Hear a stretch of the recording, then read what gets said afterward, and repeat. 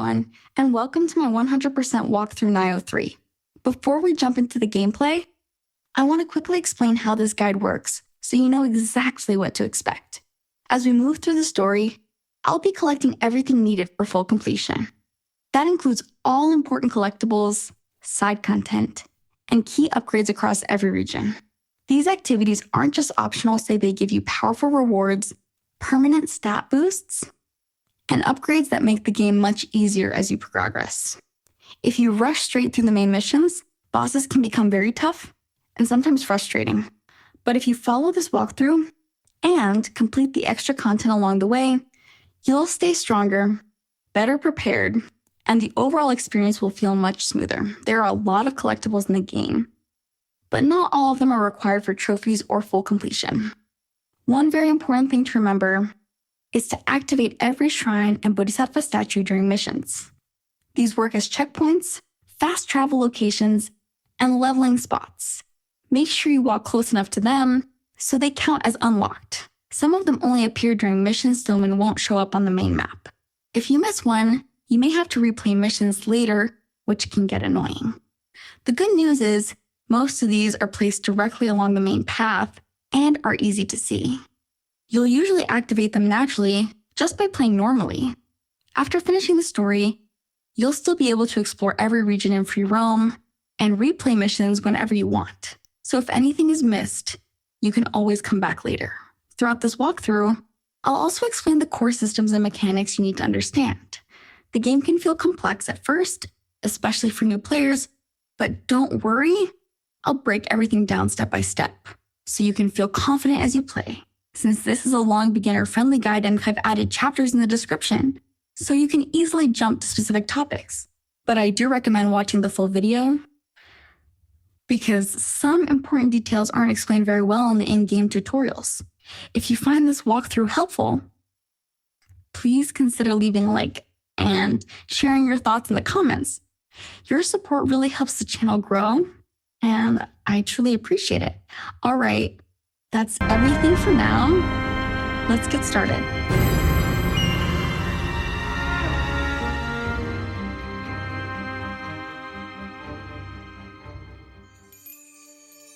Spirit Stones. Shining stones imbued with humankind's never-ending dreams. Their radiance harbors two kinds of power. The first is that of total destruction.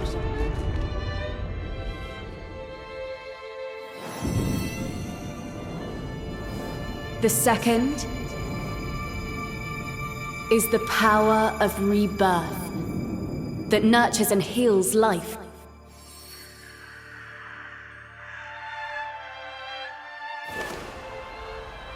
Since time immemorial, this power has been the impetus for human wars.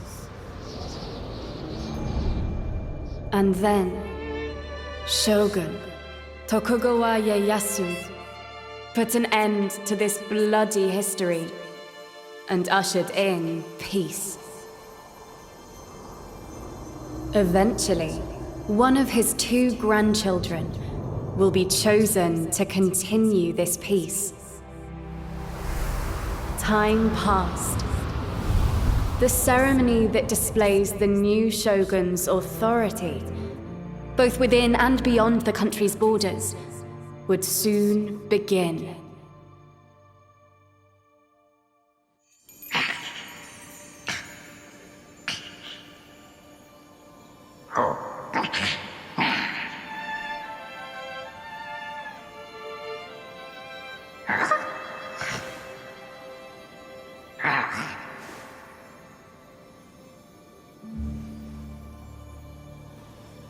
Are you listening, Lord Takechio? You will become Shogun soon. Fuku, that's enough. I think Takechio's better suited to be an Lord artist. Kunimatsu. I do like it, though. It's about time, no?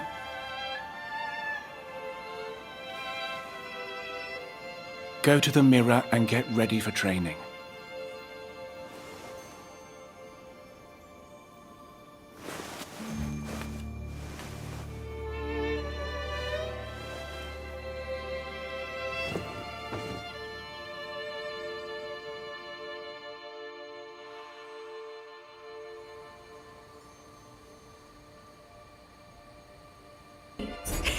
I can hardly wait.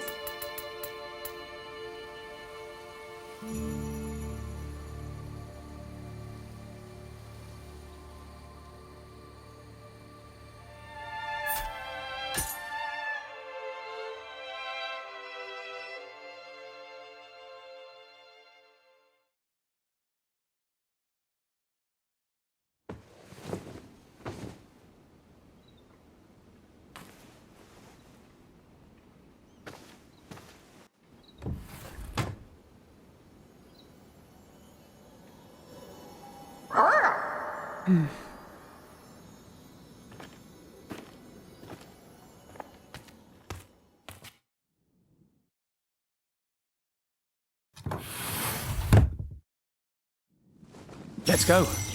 Munonori awaits us at the dojo.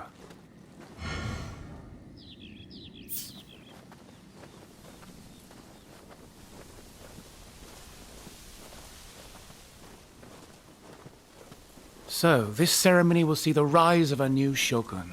You used to be so small and sickly. It's hard to believe you will now be shogun. Lord Moninoli is waiting in the back.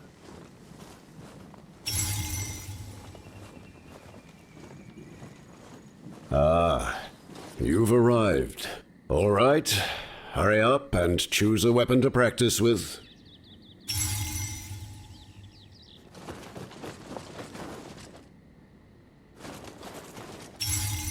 Any weapon will serve you in battle so long as you must. Oh, so that's the weapon you've chosen?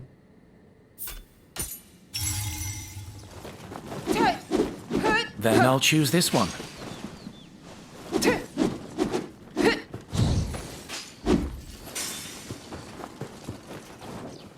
All right then, let us begin the bout. Bow to each other.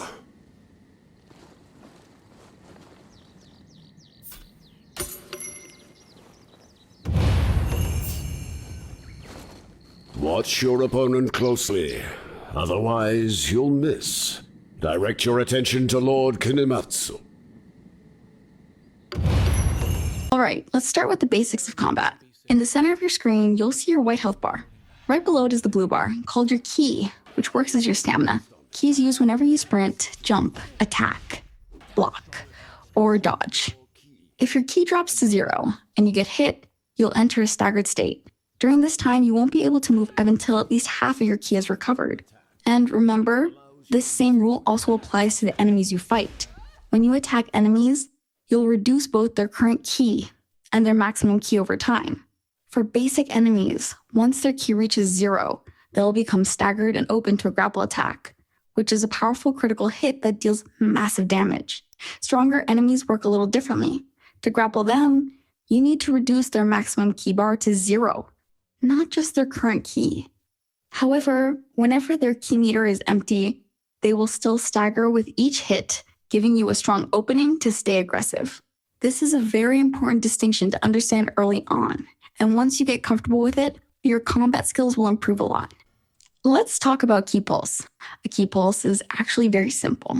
All you need to do is tap the right bumper right as your blue ki bar starts to refill.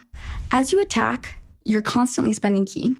And if you just keep attacking without paying attention, eventually your ki will run out completely. When that happens, you won't be able to attack, block, or dodge a blasting, and that's where a lot of new players get caught off guard. What you want to do instead is watch your ki bar closely. As soon as you see it filling back up, tap the right bumper to perform a ki pulse. This helps you recover stamina faster, keeps your momentum going, and lets you stay in control during combat. Once you get used to the timing, it becomes second nature getting, and it makes a huge difference in how smooth and effective your fighting feels. Sometimes you dodge, or sometimes you block and try to counterattack.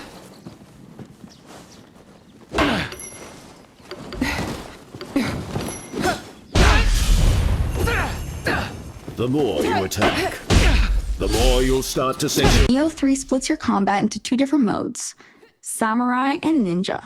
Some players, especially purists, prefer Samurai stance. It's great because it gives you access to ki restoring pulses and the flexibility of 3 different stances for each weapon. Others like Ninja stance for its mobility, ninjutsu, and the ability to deal a lot of damage quickly. But here's the thing, you'd be doing yourself a disservice if you stuck to just one. Both modes have strengths and weaknesses, and you'll benefit greatly by swapping between them when the situation calls for it. A Samurai mode excels at defense. Its unique ability to deflect enemy attacks with proper guard timing lets you avoid taking damage without spending any ki. At the same time, it fills your art's gauge, which allows you to unleash empowered heavy attacks and skills that deal massive damage. You can unleash all your strength of martial arts.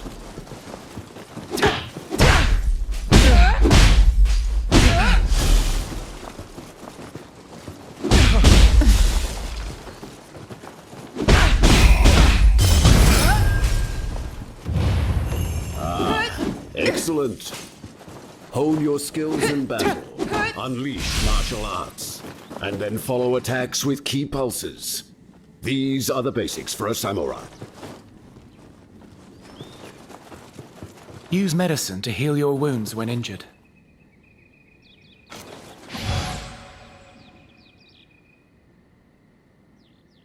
Now, let's put it all together. Make use of both offensive and defensive strategies and defeat Lord Konematsu. Will today be the day you finally defeat me? Come, show me your strength.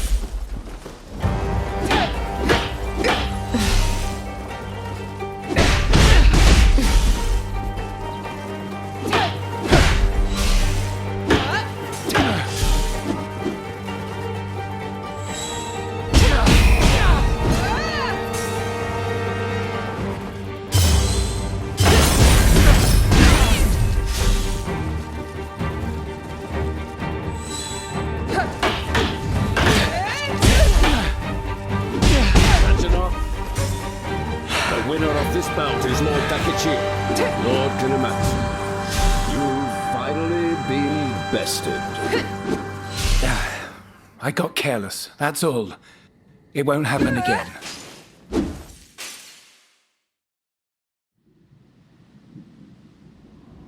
Huh?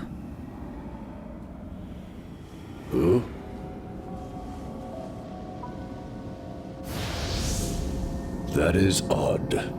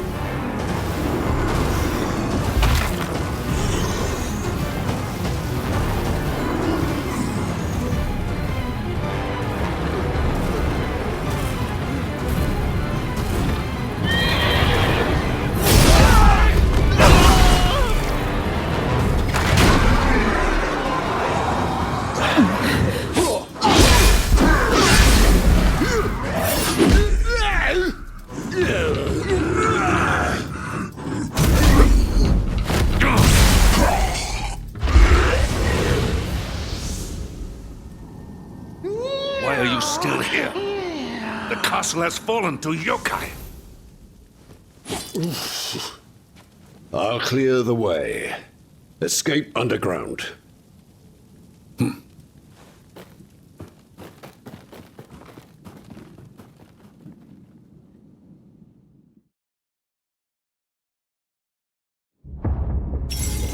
A yokai? What is going on here? Takechio, stay alert. How could something like this come to pass? On the day a new shogun was to be chosen? You must remain vigilant. The castle is infested with yokai. Lord Takechio, Lord Konematsu, I will do whatever it takes to defend you both. Another important part of combat is that enemies can sometimes spawn a Yokai Realm. You'll notice it appears a puddle of shadows on the floor. Standing in it isn't great, because while you're inside, your ki restoration is slowed. The good news is, you can purify the realm by doing a ki pulse while standing in it. Doing so will remove the realm entirely, and depending on your build, you might even gain some helpful buffs.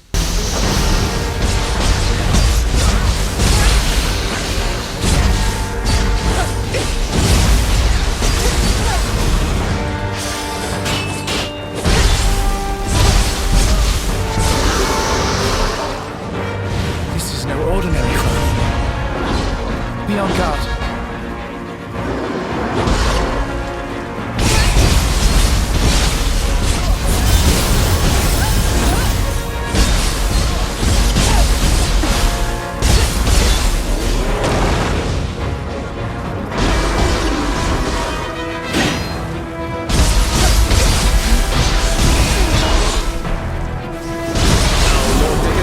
Use your strength! Finish the fiend!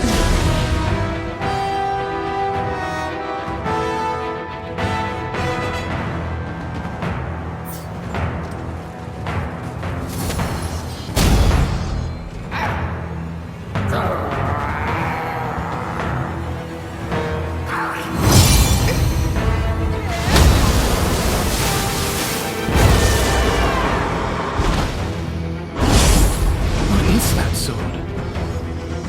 It harbors extraordinary power.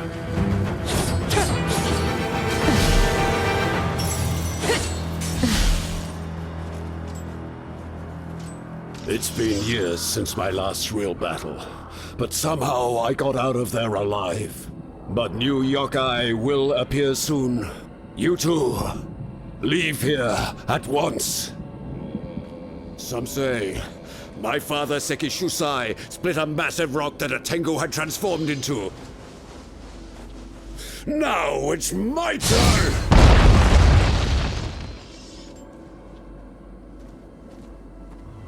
There's a well up ahead, just past the inner gate. From there, you can escape underground. It is my duty to protect you from the yokai. Fret not.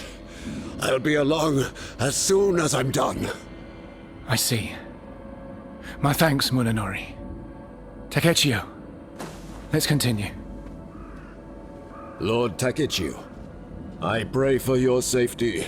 I have no doubt that you will be an exceptional shogun.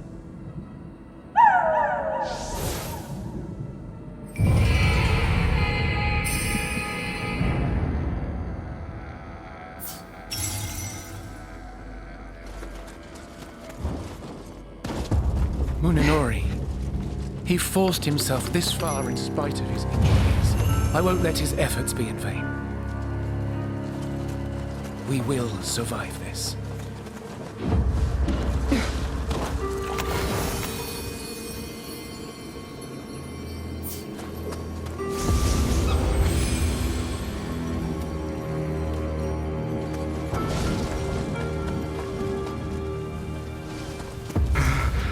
The yokai have already made it this far. The castle doesn't stand a chance.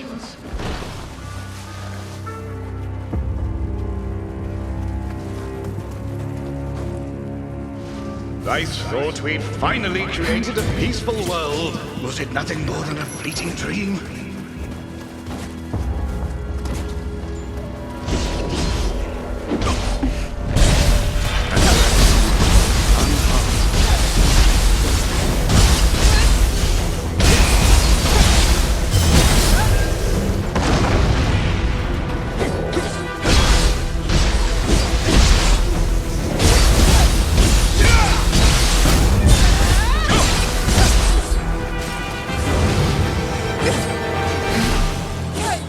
Even us ninja have been pushed to the very brink. No one can tell what the future will hold for us. Let's go over some of the ninja techniques I shared.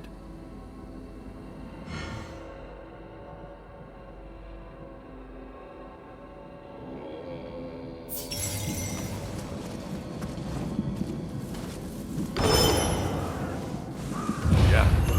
Now you suddenly look the part of a ninja. Doesn't look like you have a weapon fit for a ninja, though. Guess there's no way around it. Get a weapon from one of my fallen men around here. Let me know once you have found one.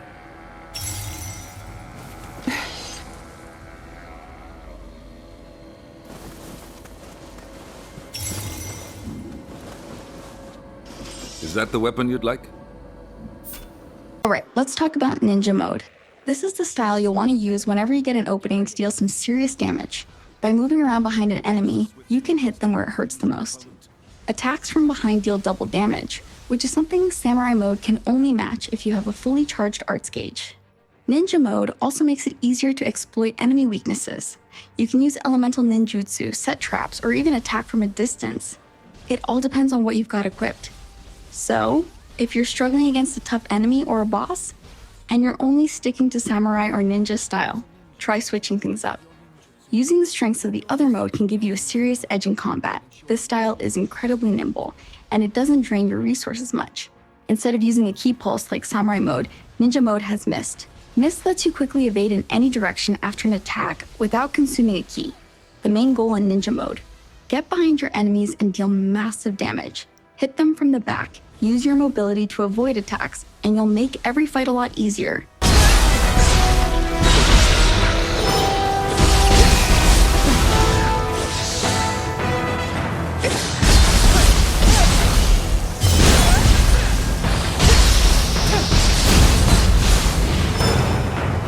An enemy unleashing a powerful attack is also vulnerable. Use that opening to your advantage and counterattack. The other most important element of combat is burst counters. To perform a burst counter, you need to do a style transition from samurai to ninja or ninja to samurai, right before one of the enemy's glowing red attacks hits you. If you succeed, you'll deal a huge amount of key damage to the enemy, stop their attack dead in its tracks, and restore a chunk of your own ki as well. Now, going for burst counters can be risky. If you miss one, it can deal massive damage to your health, but in almost every case, the risk is well worth it. Later in the game, you'll also be able to use spirit skills to counter burst attacks. This is especially useful against enemies with burst attacks that have a really long startup, because normally you'd have to just sit there doing nothing, waiting for the attack to actually launch. Instead, you can use a spirit skill right away and counter the attack instantly. If you know an enemy has a burst attack with a long startup, consider saving your guardian spirit skill so you can use it as a counter at the right moment. Mastering burst counters and knowing when to use spirit skills can make your combat much more aggressive and keep you in control, even against the toughest enemies. Let's go ahead. You won't be able to stop the yokai in that state. Least of all on your own. I will remain here and defend the castle with you. Takechio will be fine alone. Have trust in your lord. But... there is no time to debate the matter. Have it your way. I'll go lower the ladder. Just wait here.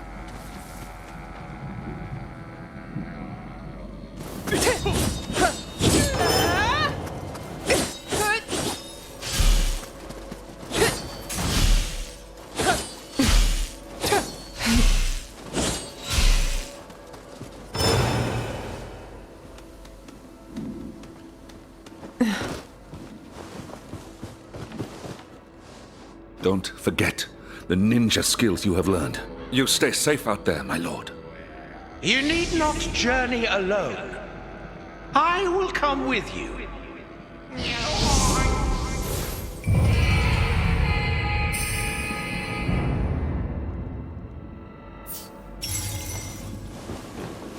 Do not worry about Hansa. He has survived many battles, even without my aid.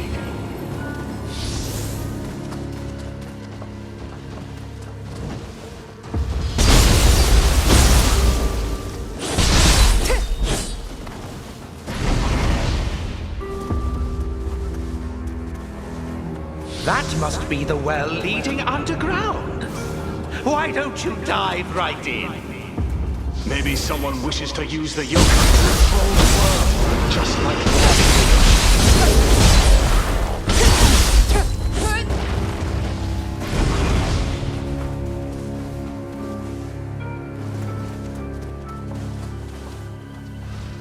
Is Lord Konematsu speaking with someone?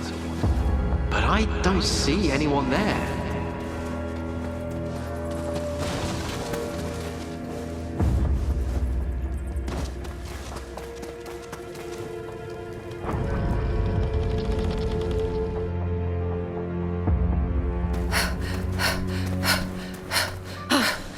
I'll create a barrier.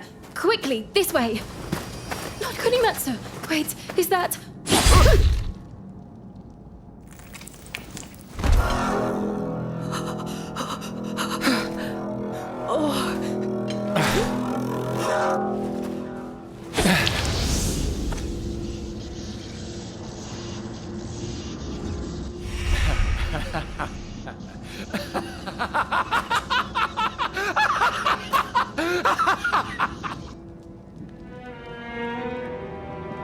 It was their honor to die for their lord, and I saw it through. Kunimatsu, why? It is I who will be Shogun. Only I am fit for the seat of Shogun!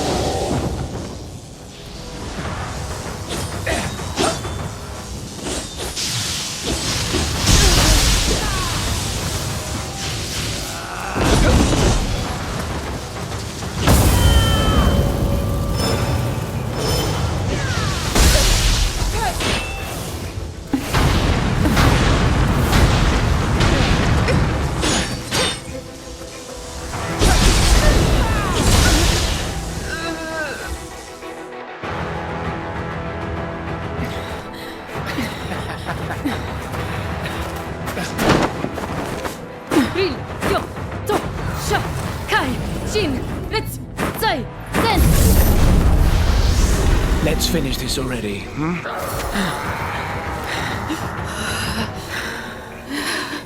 You wish to become Shogun that badly?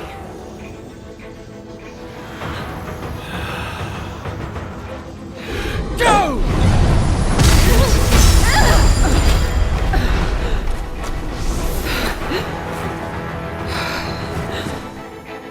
Maybe you don't want it enough. What makes a shogun anyway?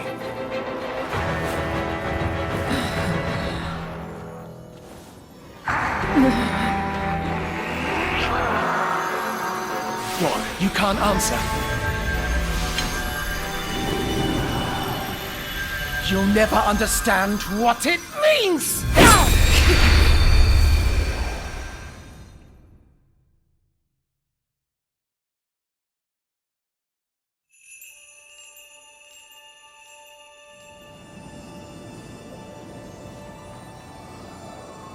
What is this? Is this Kusanagi's power? It seems Kusanagi has something to say.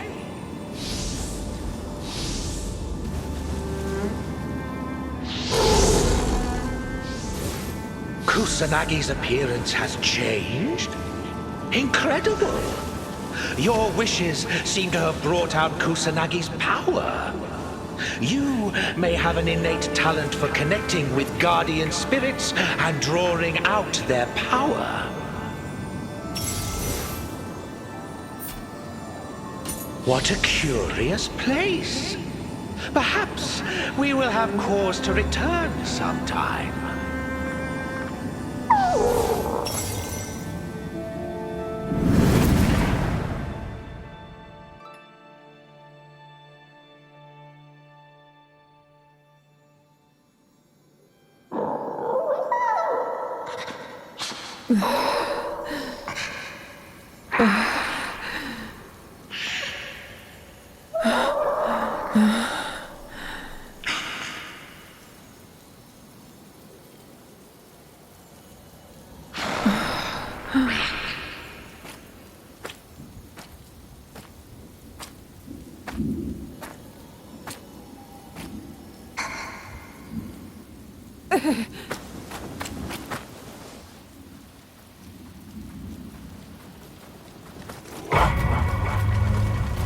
my lord.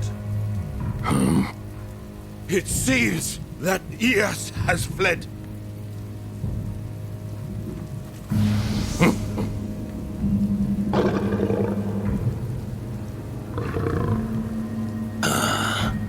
I've already cut off that cursed escape route.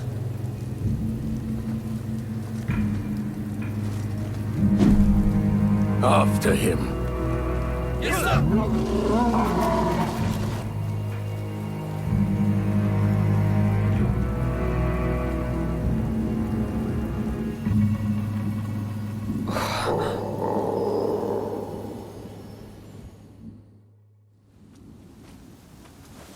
Those pennants bore the symbol of the Takeda army, but they were defeated long ago. What was that? What a sinister light! Kunimatsu was shrouded in the same glow.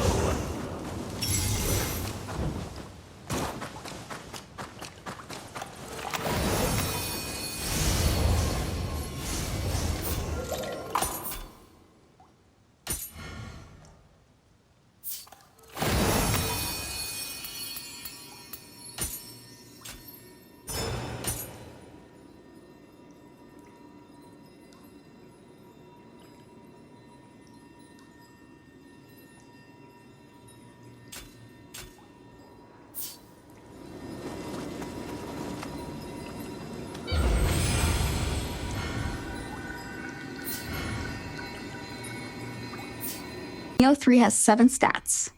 They all sound important, but depending on your playstyle, half of them might actually be useless to you.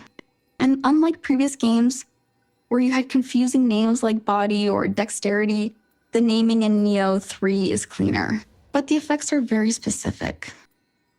You need to know exactly what you're buying every time you click that level up button at a shrine, so you don't have to guess. Forget the old A, B, C scaling letters. Nioh 3 uses something called reference stats. Here's how it works. Every weapon has 3 reference stats attached to it. For example, a sword might list heart, strength, and intellect. The trick is, the scaling isn't fixed. The game looks at your character's stats and automatically adjusts damage scaling based on which of those 3 is highest.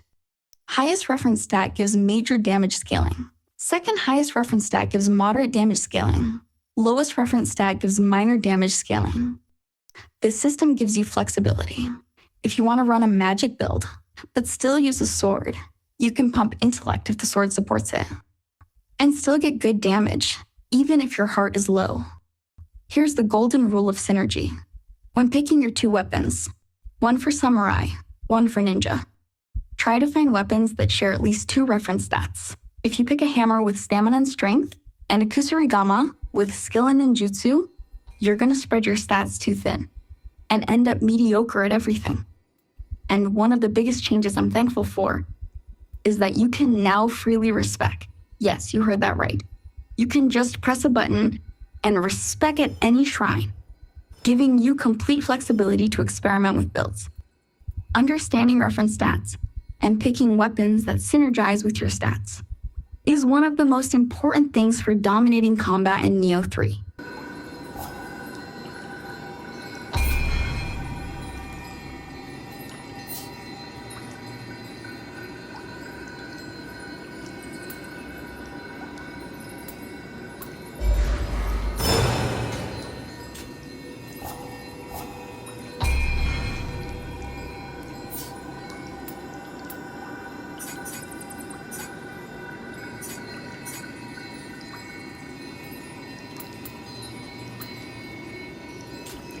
Let's talk about preparation and a few useful features you'll find here.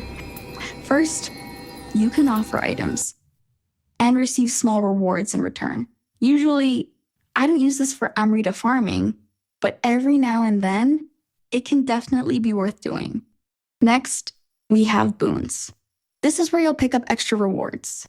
If other players have used your benevolent grave and you help them through an area, you'll receive bonuses here, which is a really nice passive benefit.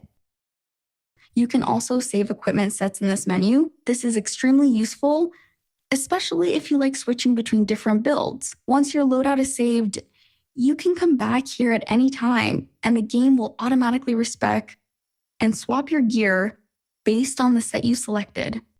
So if you enjoy experimenting with builds or switching playstyles often, this section will save you a lot of time and make preparation much easier.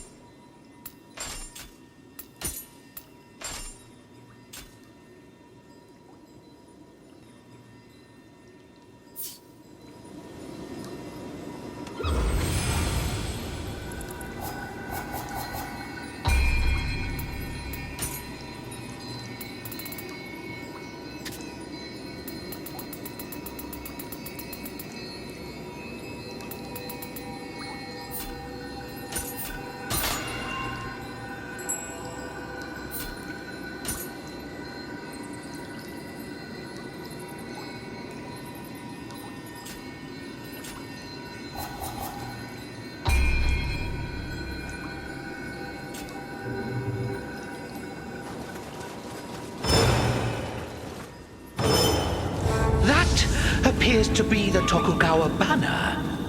It seems we've been whisked away to somewhere else again. I can't make sense of this. Let us continue for now.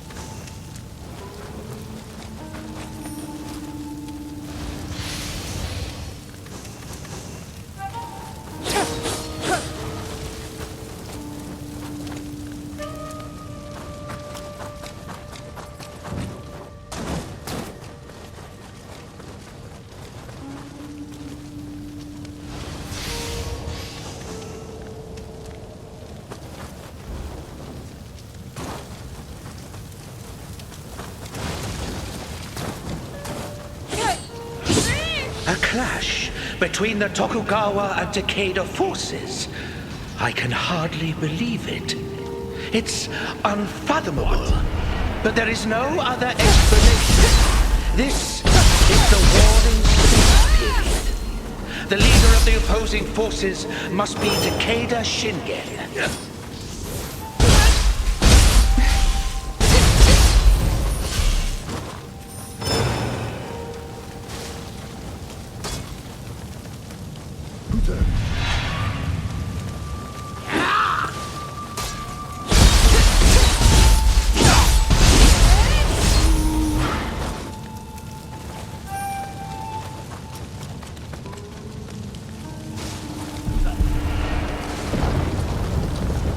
authority.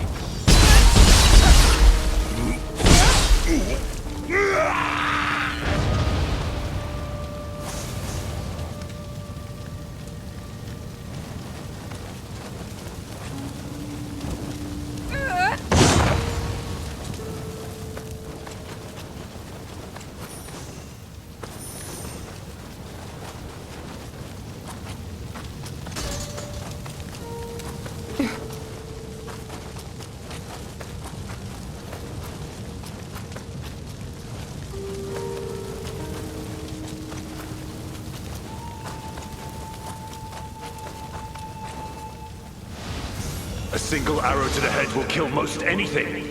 The rearguard will handle this.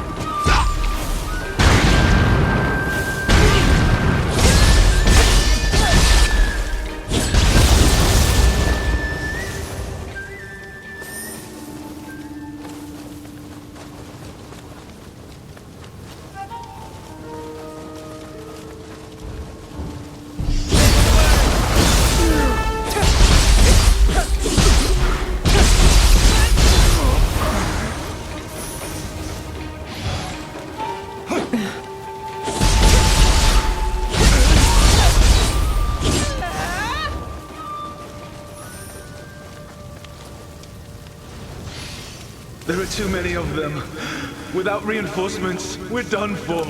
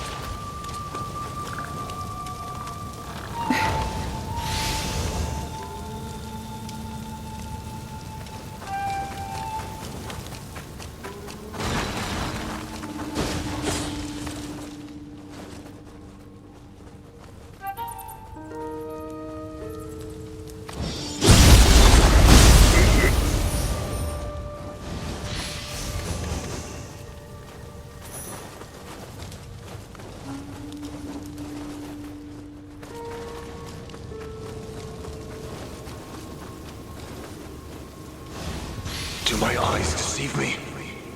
Are those yokai in the enemy ranks?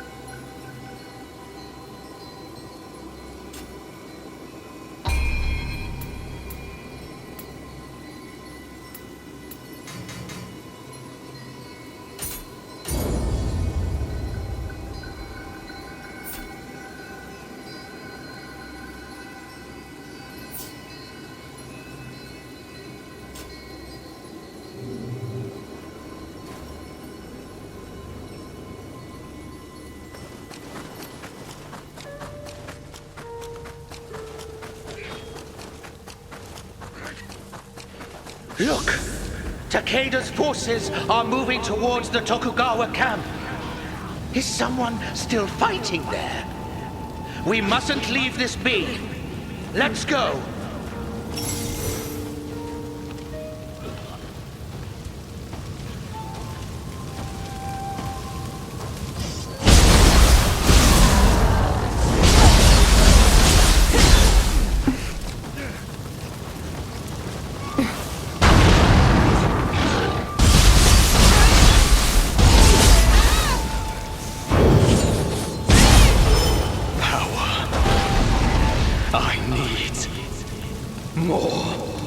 More shining stones!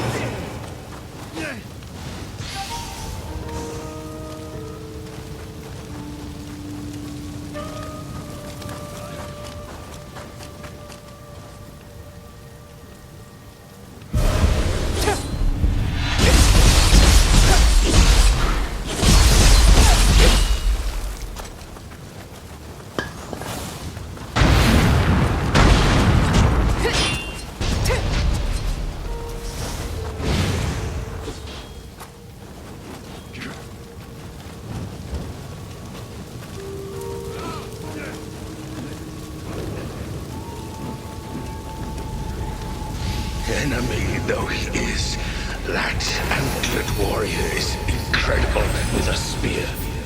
Ieyasu doesn't deserve him.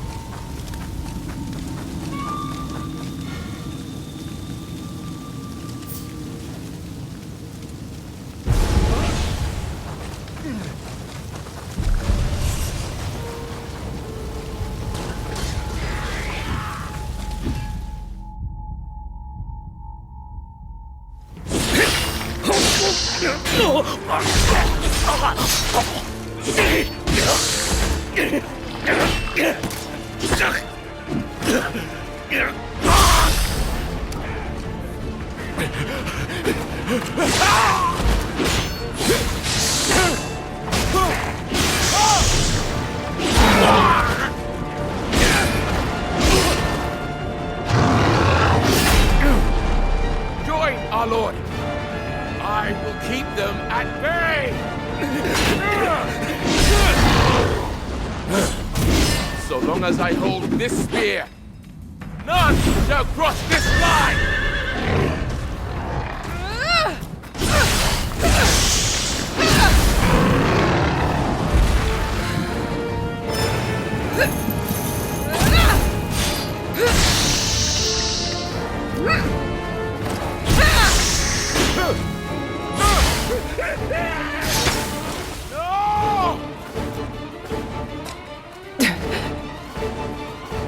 Dare defy me, Yamagata, the mightiest of Takeda's Crimson Army?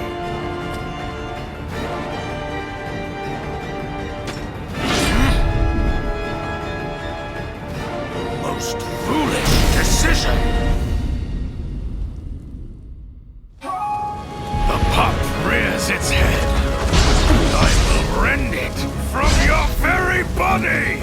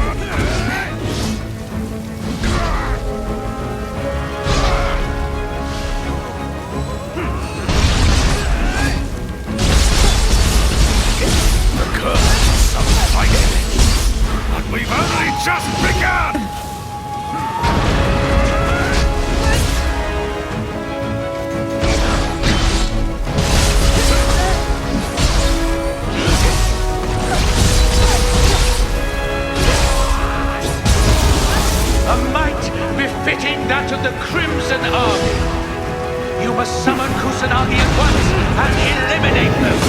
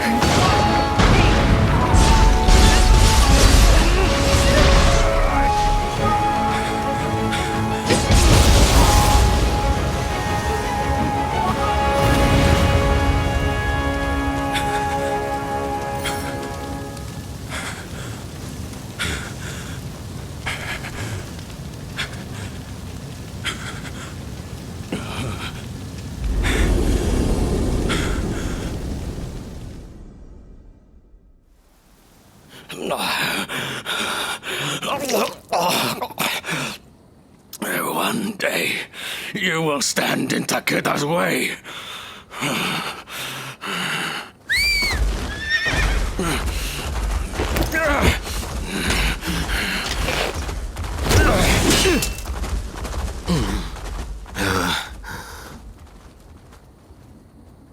Well met.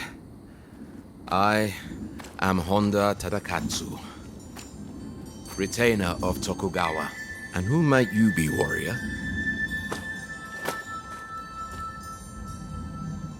Tokugawa. Takechio. To think, one with such talent was just sitting idle. A most pleasant surprise.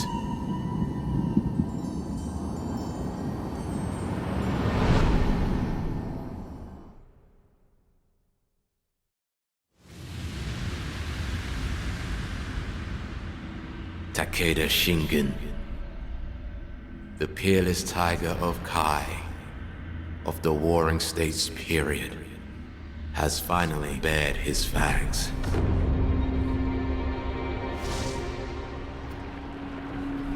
Yokai have joined with the Red Horde, and are mercilessly crushing the Tokugawa army. The fangs are relentless, digging deeper with each bite. The Red Horde's target goes without saying, Lord Ieyasu. Since we were but boys, we have fought countless battles in the name of peace. I will do anything to protect my lord, even if it means forfeiting my own life.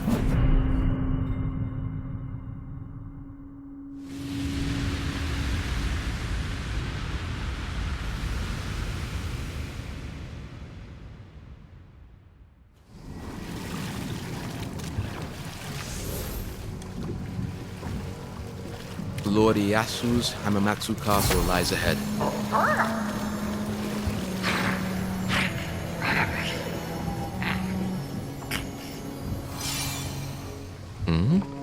No one pursues us.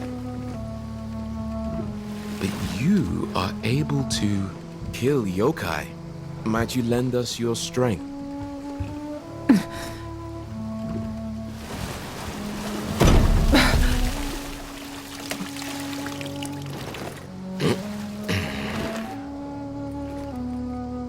Well, I wish you a safe journey.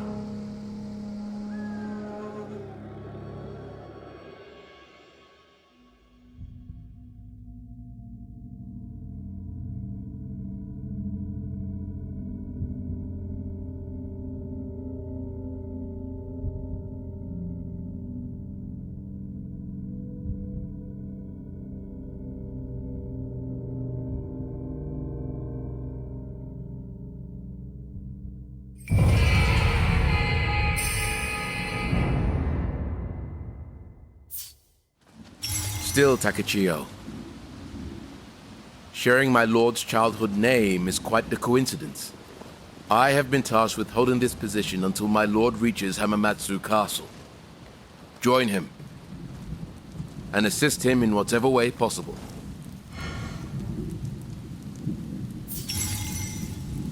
You don't know the way. You should be able to see it from atop that hill.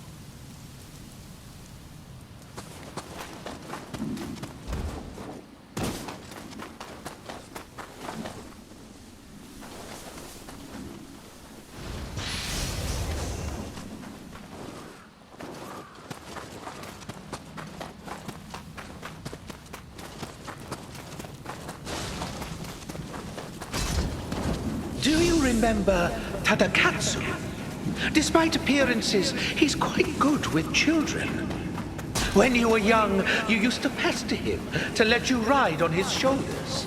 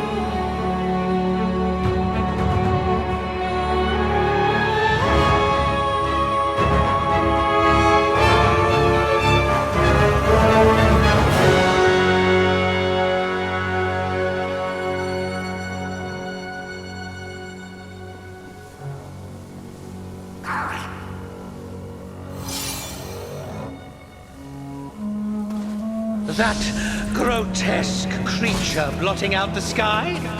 It resembles the one we saw in Edo. And there's Hamamatsu Castle beside it. I am not fond of the idea, but I suppose we ought to take a closer look.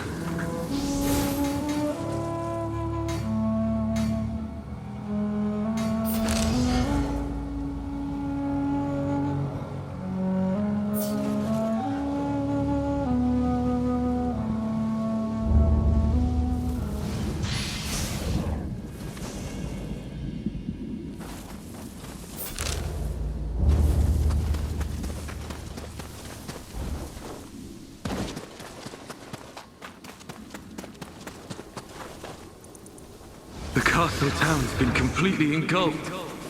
Are the people inside safe? Years devoted to honing my skills with the blade. Only to die without passing them on.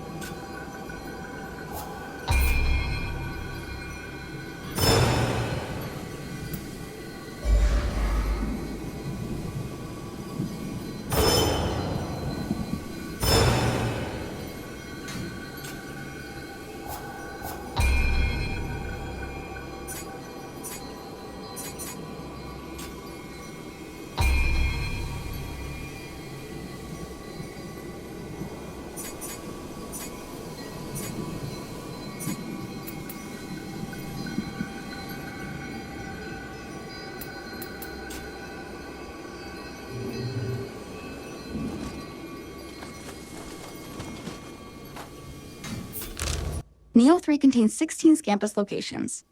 Finding all of them unlocks the Scampus Enthusiast achievement. Scampuses are small cat-like creatures, and they make a soft purring sound when you're nearby. They're usually found close to shrines, often right in the middle of the road, so keep an eye out as you explore. When you first pet a Scampus, it will run away. Your job is to chase it until it stops. Once it does, you can pet it again, and you'll receive a reward. Some Scampuses work a little differently. You'll need to chase them while staying in stealth, usually by crouching in tall grass. If they spot you, they'll get scared and reset back to their starting location. Each Scampus also counts as a valuable collectible. They always reward you with samurai or ninja locks, which means extra skill points. Some of them will also drop a Scampus furball. These can be given to the Great Scampus located in the Eternal Rift, which becomes available after completing the first Crucible. And if you collect all of the furballs and give them to the Great Scampus, you'll unlock a special ninjutsu ability. That lets you transform into a giant Scampus for a short time. Finding all Scampuses is well worth the effort for both the achievement and the powerful rewards they provide.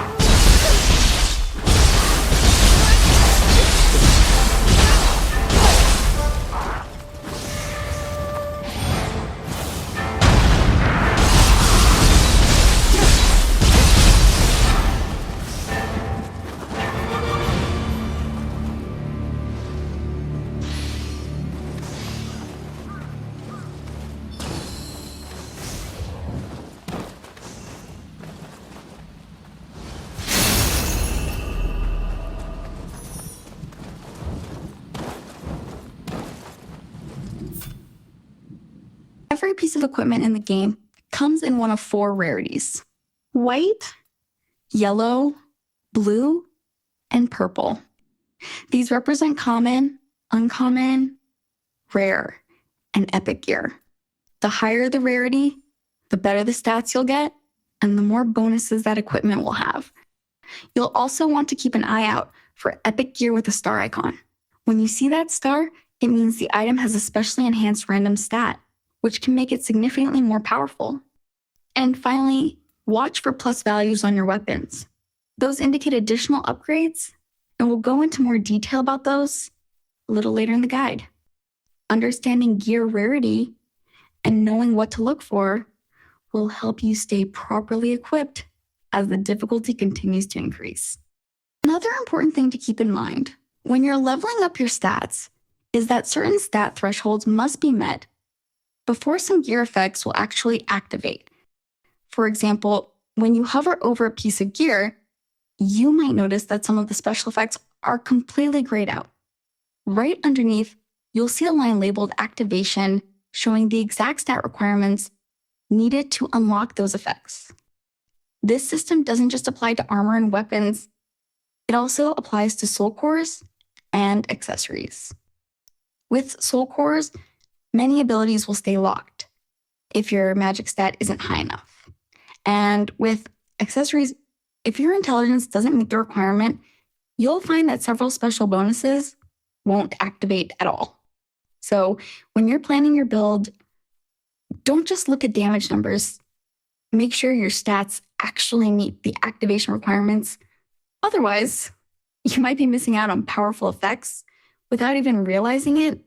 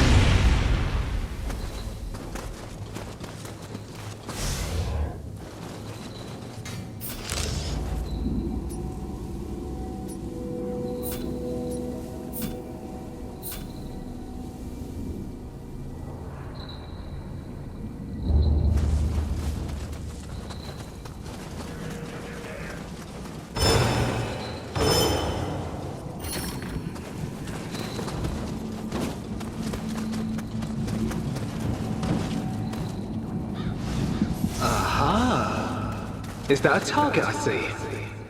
We ought to try There are 43 Chijiko locations. Finding all of them unlocks the Eagle-Eyed Trophy and achievement.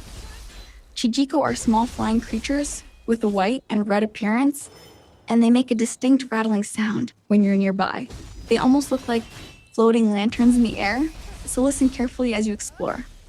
Each Chijiko also counts as 2 valuable collectibles. They always reward you with a samurai or ninja lock, which gives you an extra skill point, and a transformed art, which unlocks a brand new attack for your moveset.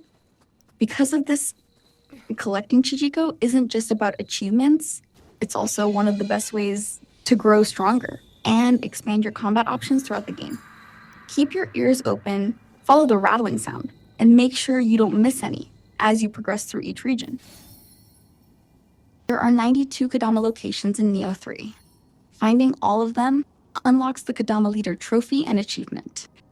Kodama are small, green spirit-like creatures, and they're easily some of the most valuable collectibles in the entire game. Each Kodama you find increases the number of elixirs your healing charges that are restored at shrines when you respawn. And more healing means a much easier time surviving tough fights. Kodama also unlock Kodama Blessings, which you can activate at shrines to gain permanent buffs that help you throughout your journey. Because of how powerful these bonuses are, it's highly recommended to collect every Kodama you come across as you progress through the story. Doing so will make combat smoother, boss fights more manageable, and your overall experience far more forgiving.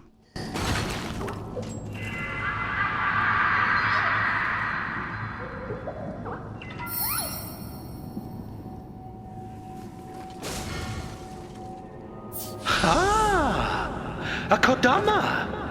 Is it lost? Perhaps it's been separated from its companions.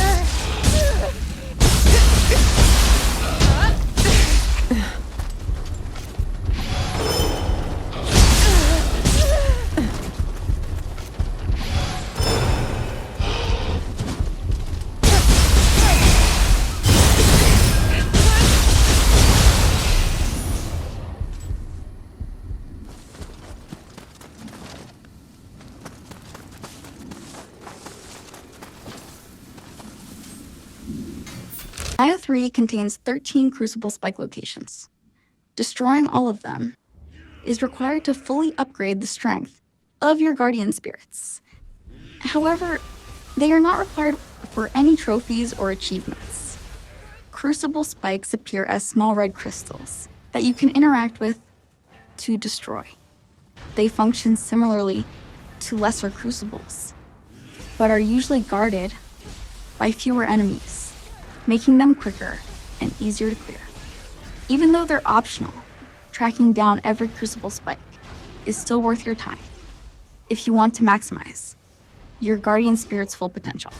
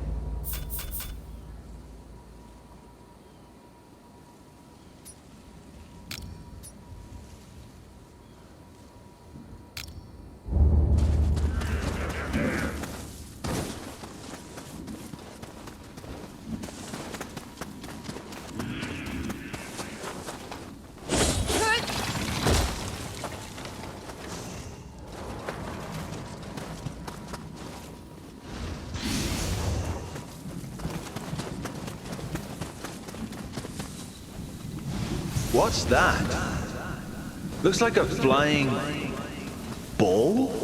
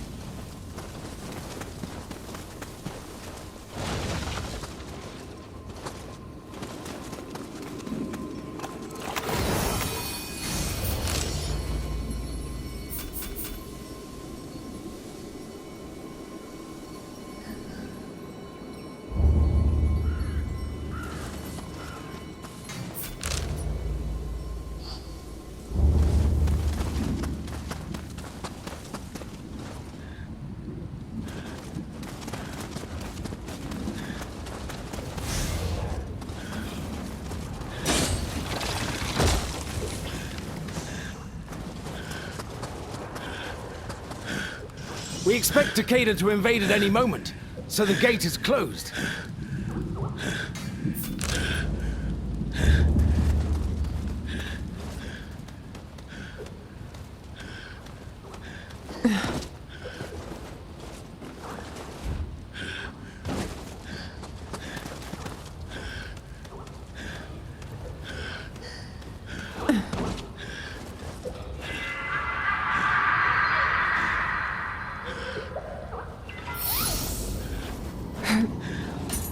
Goodness! So there were indeed others. Maybe if we help them, they'll favor you with their blessing.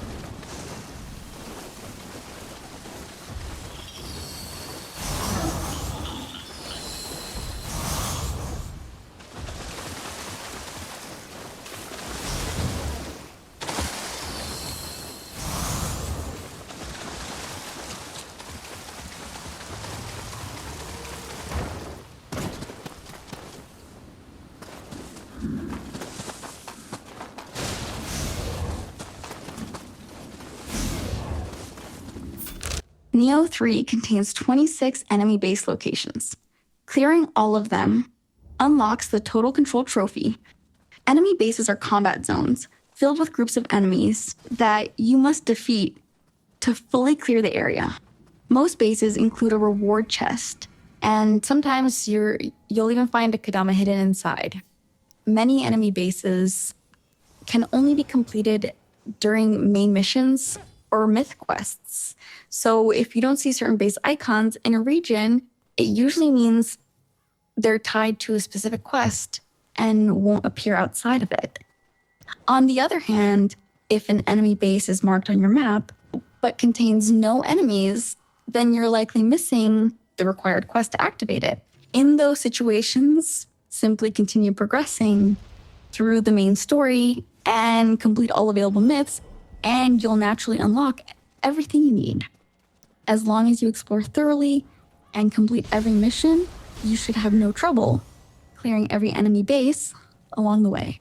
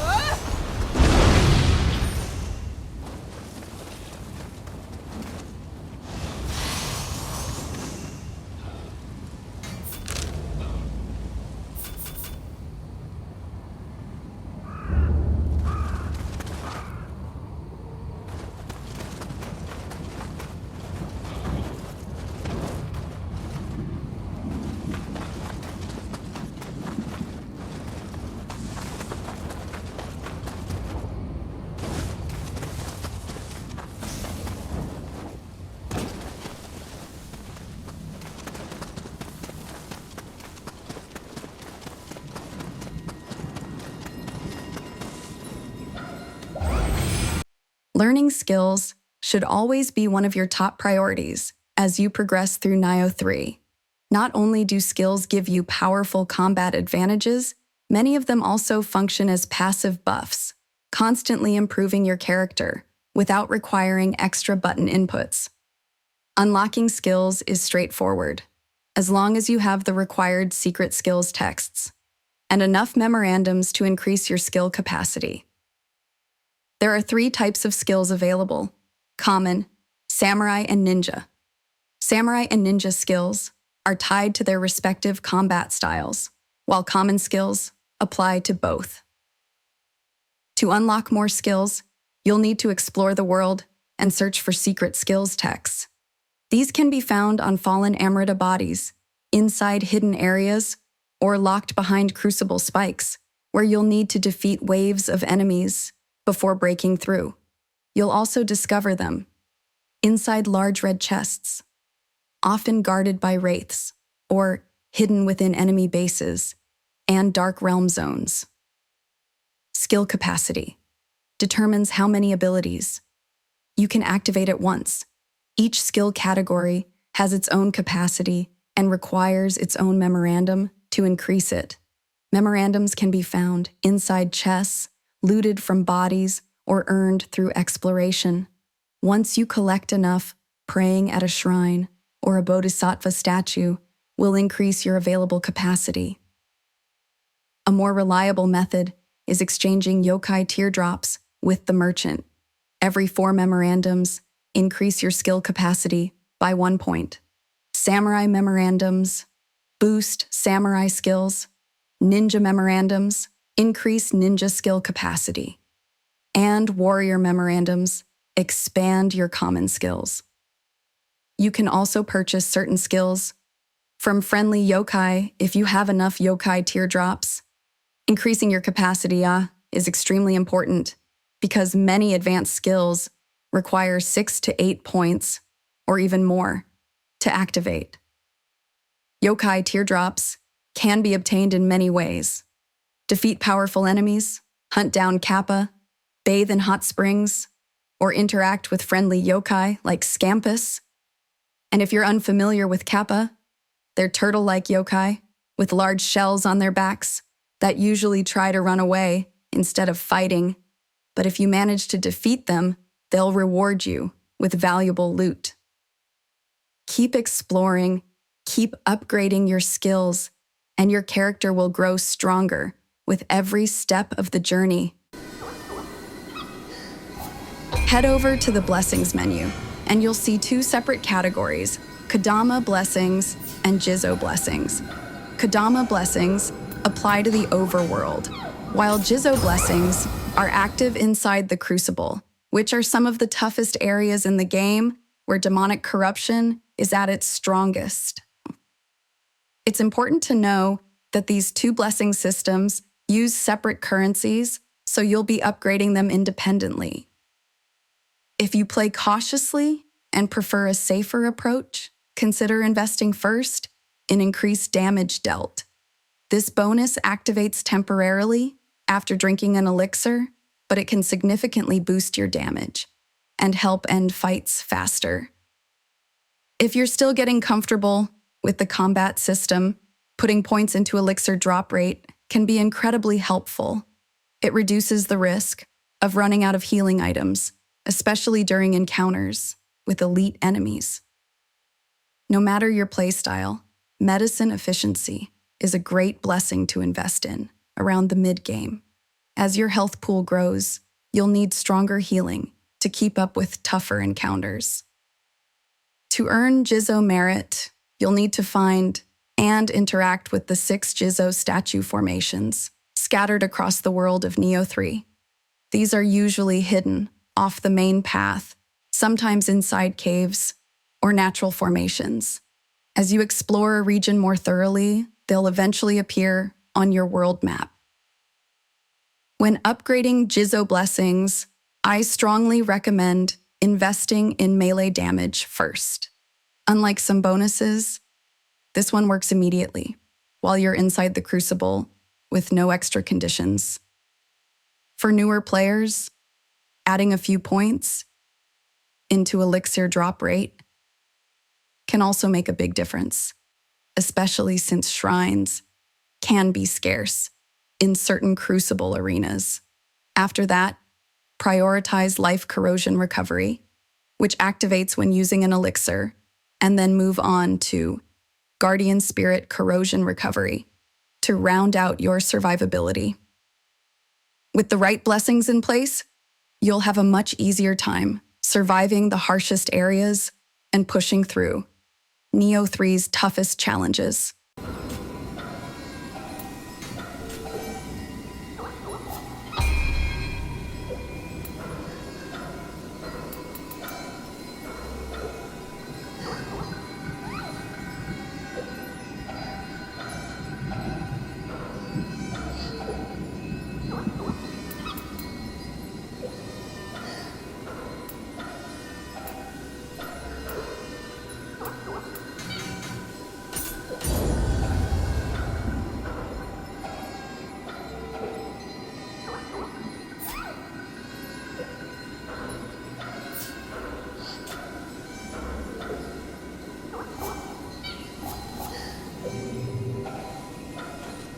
Martial arts are exclusive to the samurai style, while ninjutsu belongs to the ninja style.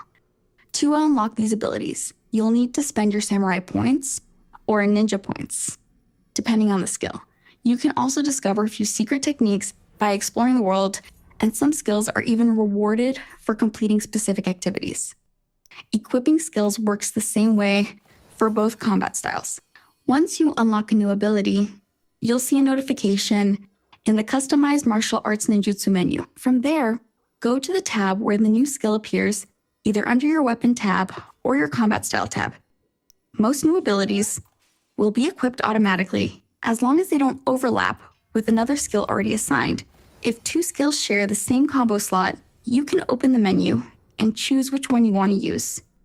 Make it a habit after spending skill points to visit the customized menu and review your techniques for your weapons, and for both samurai and ninja styles. This helps you stay familiar with everything you currently have available. Pay special attention to which skills are parries, which ones apply elemental effects, and what your aerial options are. But remember, you don't need to memorize every single technique right away. Trying to learn too much at once can actually slow down your progress. Instead, focus on a handful of the most useful abilities and practice using them regularly until they become a natural part of your combat flow.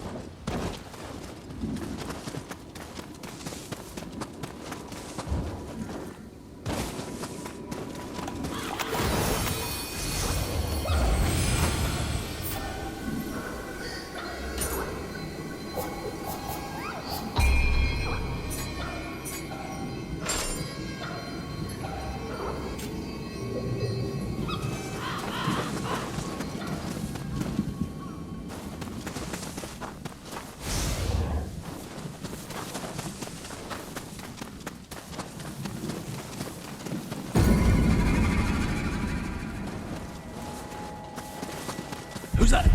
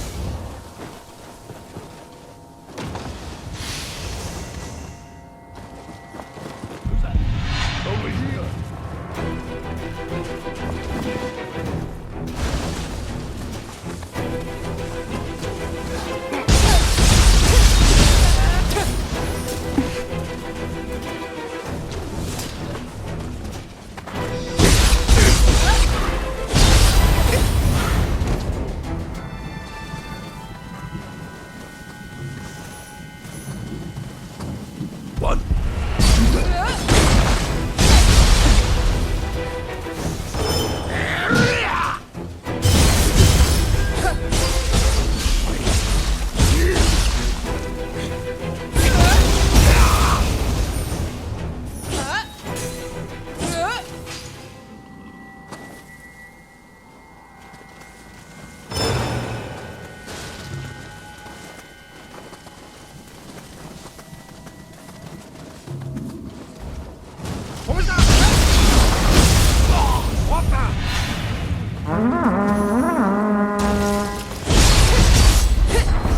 An eye for an eye!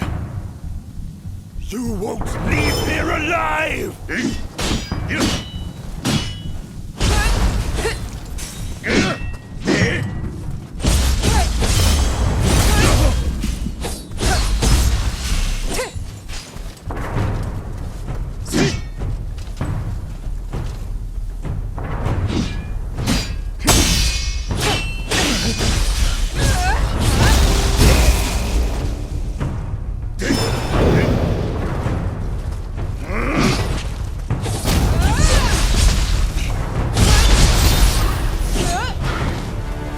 Damn it all! This isn't how...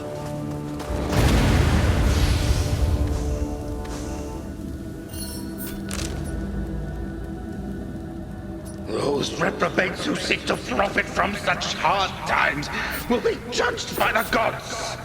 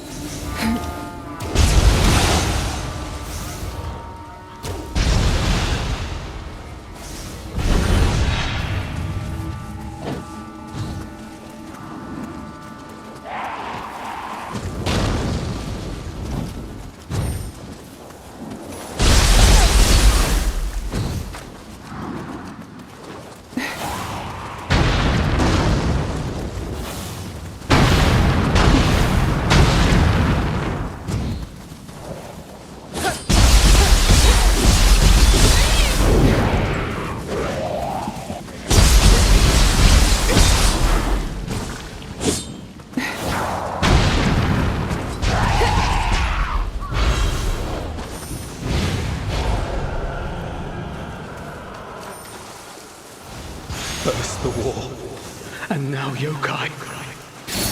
This is the end for Hammer Master.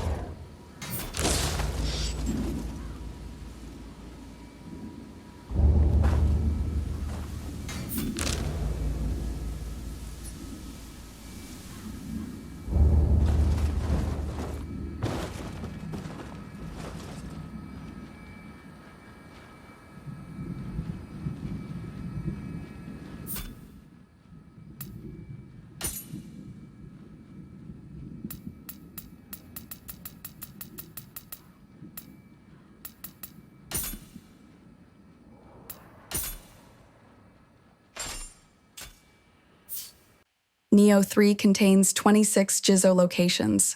Finding all of them unlocks the Visiting the Sixth Jizo trophy and achievement. 6 Jizo statues grant you Jizo blessings, which can be activated at shrines to receive permanent buffs.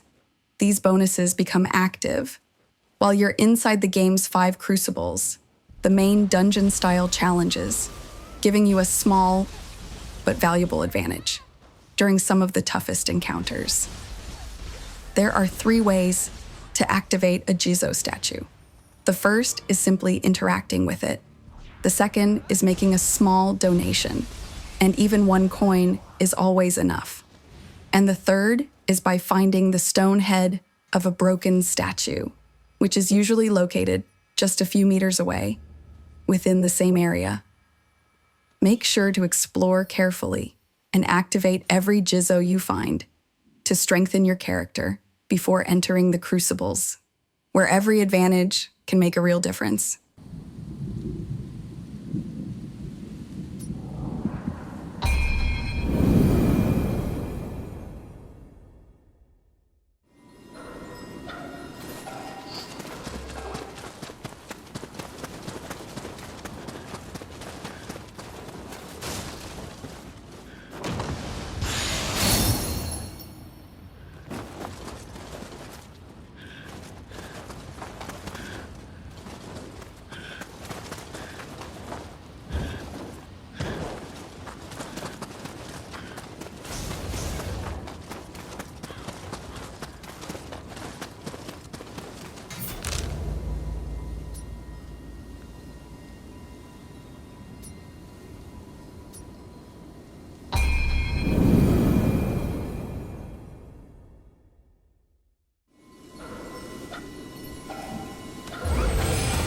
Yokai soul cores are small, red, pulsing orbs that drop from defeated demons. They allow you to enhance your abilities or even summon yokai to fight alongside you. After obtaining a soul core, head to any shrine and purify it. All purified cores are stored inside the Onmyo box and can only be equipped or removed while at a shrine. Be careful though. If you die before purifying a core, you'll lose it, along with your Amrita, until you recover your grave. There are 2 core positions, Yang and Yin. Placing a soul core in the Yang position lets you summon that yokai for a short time using a summoning seal. Putting a core in the Yin position grants an Onmyo magic item which can buff you or damage enemies. Unless you own duplicates, each core can only be assigned to 1 position at a time. Every soul core comes with special effects, but these bonuses only activate if you meet the required magic stat level. You can also equip multiple Yin cores by increasing your magic stat, which also boosts your overall Onmyo magic power. Once equipped, don't forget to assign your summoning seals and Onmyo magic items to your shortcut wheel so you can use them during combat. Sometimes, you may only be able to use the Yin ability and not the summon. That's because unlocking the summoning seal requires defeating the Crucible Wraith version of that yokai. These enemies are stronger variants, marked on the map, and defeating them also enhances your Onmyo magic item. Soul cores drop randomly from defeated yokai. You can increase your drop chances by equipping gear with soul core drop rate bonuses. Powerful enemies, such as Crucible Wraiths or yokai inside the Dark Realm, will always drop a core. You can even obtain soul cores from friendly yokai like Chijiko and Scampus, which can then be summoned to assist you in battle. Mastering soul cores will greatly expand your combat options and give you powerful tools to overcome even the toughest enemies.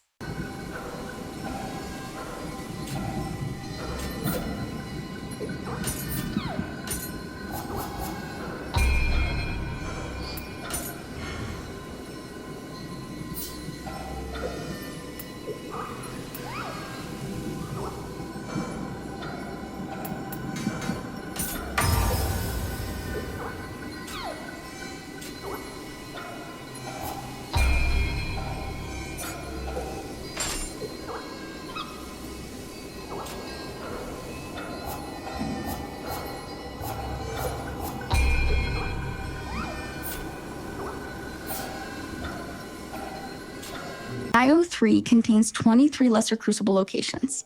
Clearing all of them unlocks the Lesser Crucible Eradicator, trophy, and achievement. Lesser Crucibles are combat arenas that spawn multiple waves of enemies. Once you defeat every wave, you'll be able to destroy the red crystal that's blocking your path and continue exploring. Each Lesser Crucible increases your spirit force, which is required to use more powerful guardian spirit skills. They also unlock important shortcuts, making it easier to explore each region fully and reach other hidden collectibles. A simple strategy is to use summoning seals to call in Yak AI allies while throwing ninjutsu from a safe distance to weaken enemies before they can overwhelm you. Clearing every Lesser Crucible not only helps with progression, but also makes your character stronger and more prepared for the toughest challenges ahead.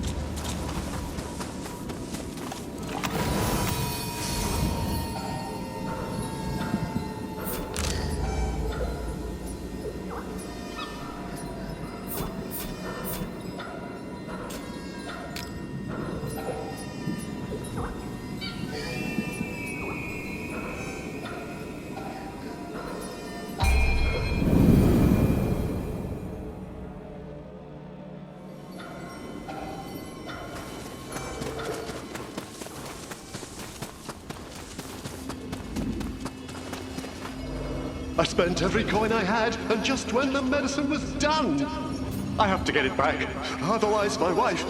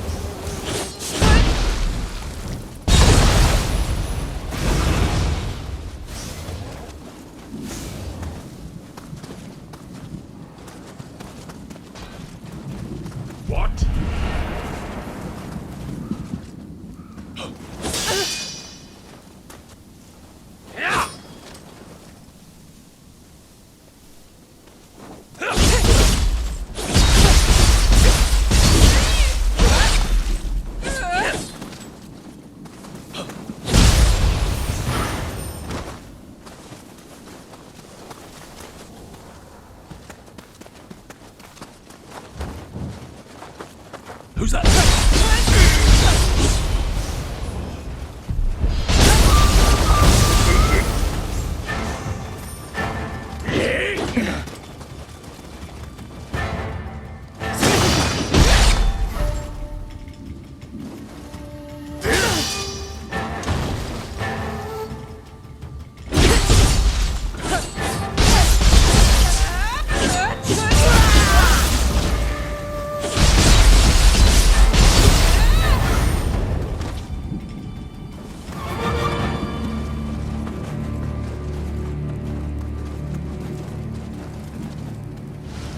What the hell is this? Medicine?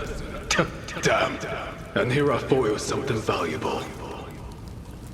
Hey! You got my medicine back! Thank you so much. I had it made to help cure my wife's illness. Please, could you take it to my wife? You can find my house near the rice terraces, north of the post town.